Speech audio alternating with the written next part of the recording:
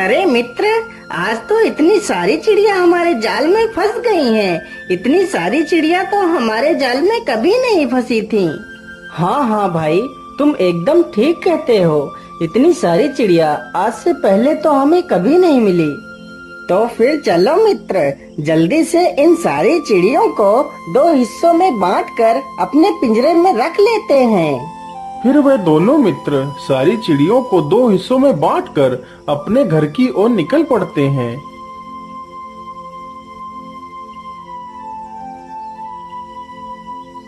ठीक है मित्र, अब मैं अपने घर की ओर निकलता हूँ। अरे भाई, इतनी जल्दी किस बात की है? मेरा घर तो पास में ही है। चलो पानी वानी पी लो, फिर चले जाना। नहीं नहीं मित्र, मैं पानी किसी और दिन पीऊंगा। आज मुझे चलना चाहिए। और हाँ मित्र, याद रहे कल हम दोनों फिर इसी स्थान पर मिलेंगे। इतना कहकर दोनों मित्र अपने अपने घर की ओर निकल जाते हैं।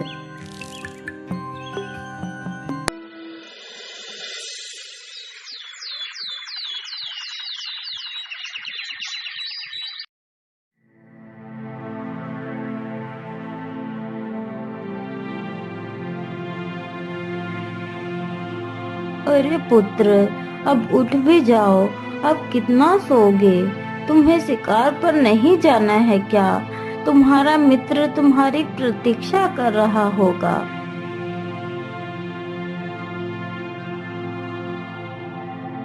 अरे आज क्या बात है?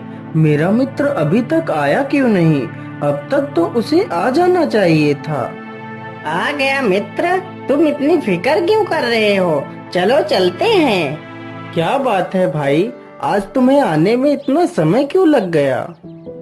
क्या बताऊं मित्र, आज मैं सपने में देख रहा था कि बहुत सारी चिड़िया हमारे जाल में फंसी हुई हैं। इसी वजह से मैं देर तक सोता रहा, इसलिए मैं जाल लेकर भी आया हूँ। आज हम चिड़िया ही पकड़ेंगे।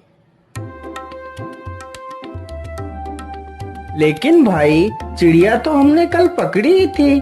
आज तो हमें हिरन का शिकार करना है। अरे नहीं नहीं भाई, आज हम चिड़िया ही पकड़ेंगे। नहीं नहीं मित्र, लेकिन मैं तो हिरन ही पकड़ूंगा। नहीं नहीं भाई, मैं तो चिड़िया ही पकड़ूंगा। यदि तुम्हें हिरन पकड़ना है तो पकड़ो जाके हिरन, लेकिन याद रहे यदि मैंने चिड़िया पकड़ी तो मैं तुम्हें एक भी चिड़िया नहीं दूंगा, याद रखना। फिर वे दोनों अपना अपना काम करने लगते हैं। मुकेश अपना जाल बिछाकर उसमें दाने गिराने लगता है। उधर रामलाल एक गड्ढा खोदने लगता है। कुछ देर बाद वह दोनों अपना काम खत्म कर लेते हैं।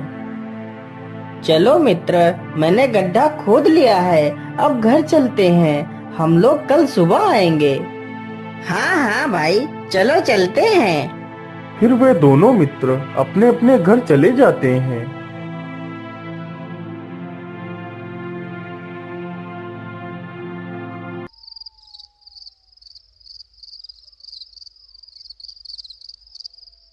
क्या करूं? मेरा मन इतना परेशान क्यों है? यदि कल मेरे जाल में चिड़िया नहीं फंसी और राम के गड्ढे में हिरन फंस गया तो वह मुझे नहीं देगा, तो मैं क्या खाऊंगा?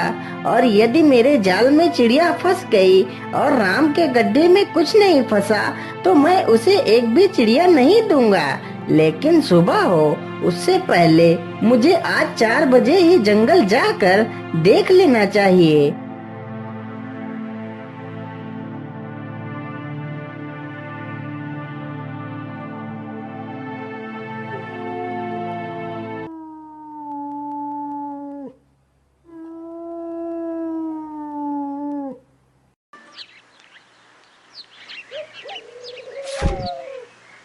इतना सोचकर मुकेश सुबह के 4 बजते ही घर से बाहर निकल जाता है।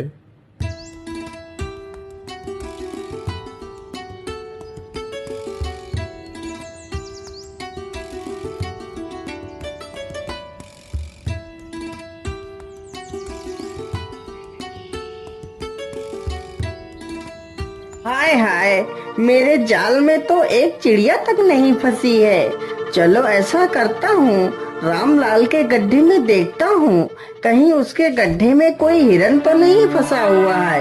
हाँ हाँ, चलो चलकर देखते हैं।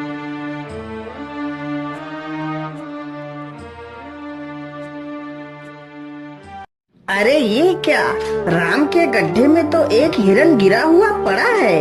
अब तो राम मुझे इसमें से कुछ भी हिस्सा नहीं देगा। राम तो शिकार को ले जाएगा और मैं खाली जाल पकड़कर ही रह जाऊंगा।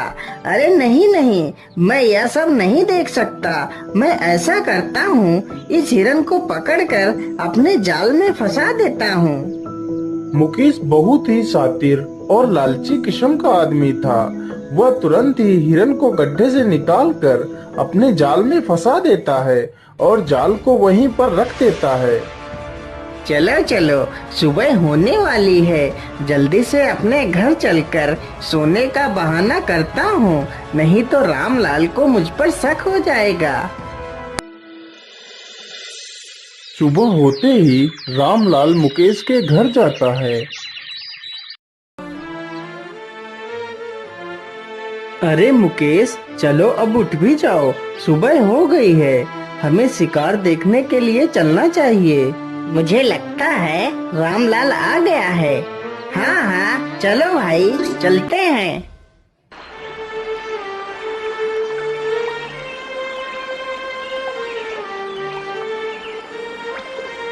अरे भाई, मेरे गड्ढे में तो हिरन फंसा ही नहीं है।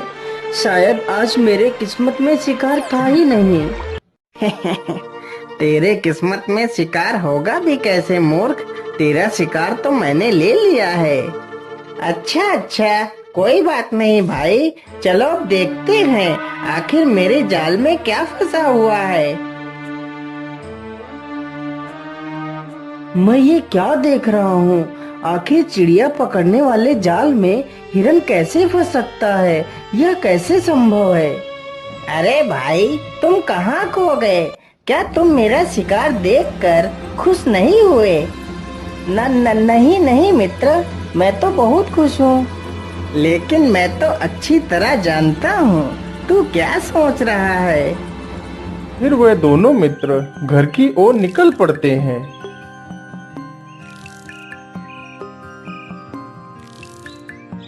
बचाओ बचाओ, कोई मुझे इस शेर से बचाओ। मित्र, क्या तुम्हें ये आवाज सुनाई दे रही है? मुझे लगता है कोई मुसीबत में है। चलो, हमें उसकी मदद करनी चाहिए। अरे राम राम राम, यह तो एक शेर है। नहीं नहीं भाई, मैं इसके पास नहीं जाऊंगा। कहीं इस शेर ने मुझे खा लिया तो मैं तो मर ही जाऊंगा। नहीं मित्र, मैं इस लड़की को जरूर बचाऊंगा, चाहे मेरी ही जान क्यों ना चली जाए।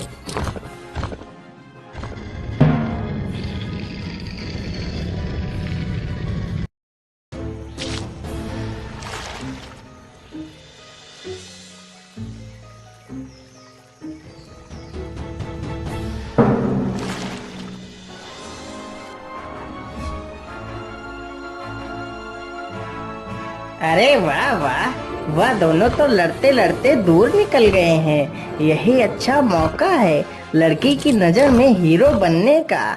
चलो जल्दी से इस लड़की को बचाते हैं।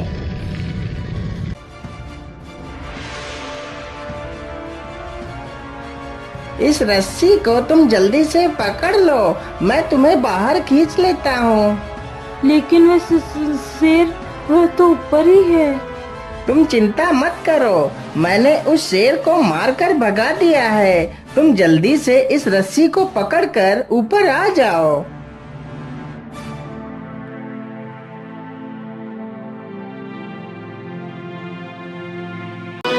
ये सारी चीजें उसी जंगल में रहने वाली एक बुढ़िया देख रही थी कि कैसे उसके मित्र का श्रेय वह झूठा आदमी खुद ले रहा था।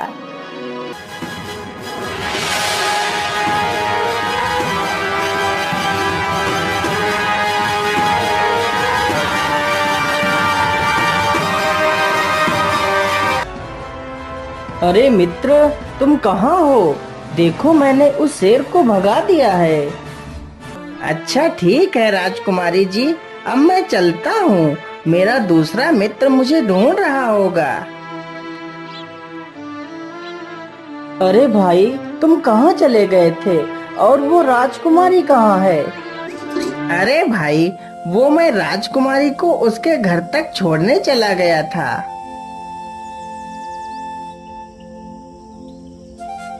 अब तो मुझे लगता है वह राजकुमारी मुझसे प्रेम करने लगी है।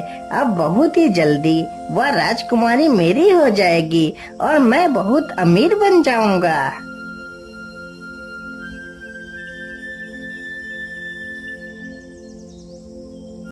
अगले ही दिन वह दोनों फिर जंगल में शिकार के लिए जाते हैं। तो उन दोनों का मन शिकार में नहीं लग रहा था। अब तो उन दोनों के मन में सिर्फ उस राजकुमारी का ख्याल ही आ रहा था।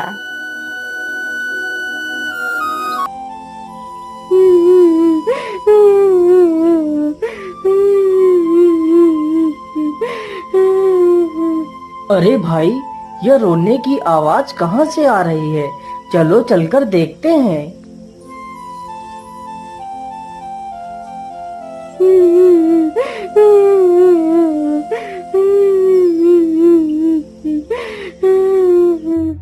अरे राजकुमारी जी, क्या बात है? आप क्यों रो रहे हैं? मुकेश जी, मैं तुम्हें क्या बताऊं, मेरे पिता के अलावा मेरा इस दुनिया में कोई नहीं है। लेकिन राजकुमारी जी, तुम्हारे पिता को क्या हुआ है? जल्दी से बताओ। मेरे पिता को एक डायन पकड़ कर ले गई है। वह मेरे पिता की आत्मा को अपने वश में कर उनसे गलत कार्य करवाना चाहती है। लेकिन वह डायन कहाँ रहती है? वह डायन चुंगी वन की गुफा में रहती है। राजकुमारी जी, आप बिल्कुल भी चिंता मत करिए। मैं तुम्हारे पिता को जरूर बचा कर ले आऊंगा।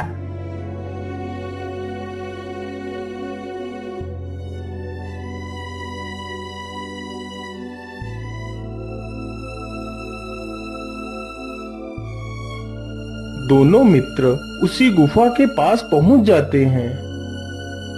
अरे भाई, मुझे तो बड़ा डर लग रहा है। कहीं वह डायन हमें कुछ नुकसान न पहुंचा दे। लेकिन मित्र, तुम ये कैसी बातें कर रहे हो? तुमने तो राजकुमारी के पिता को बचाने की जिम्मेदारी ली है। हाँ हाँ, मैंने तो सिर्फ एक झूठा दिखावा किया था। मैं गुफा के अंदर नहीं जाऊंगा। तुम्हें जाना है तो चले जाओ। कोई बात नहीं मित्र, तुम यहीं पर रुको, मैं राजा को बचाकर ले आता हूँ। रामलाल अकेला ही गुफा के अंदर घुस जाता है।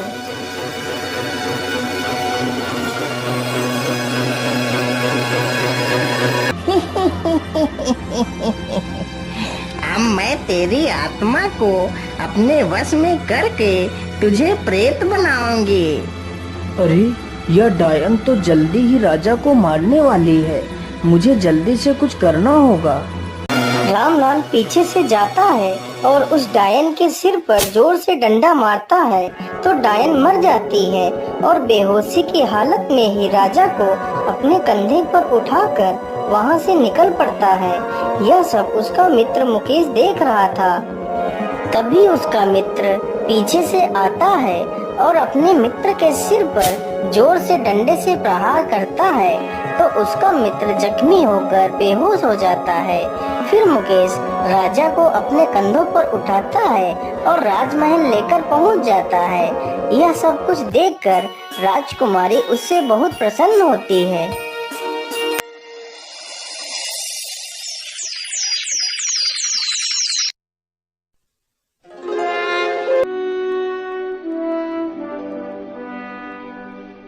वाह पुत्र वाह, तुम तो बहुत बहादुर हो।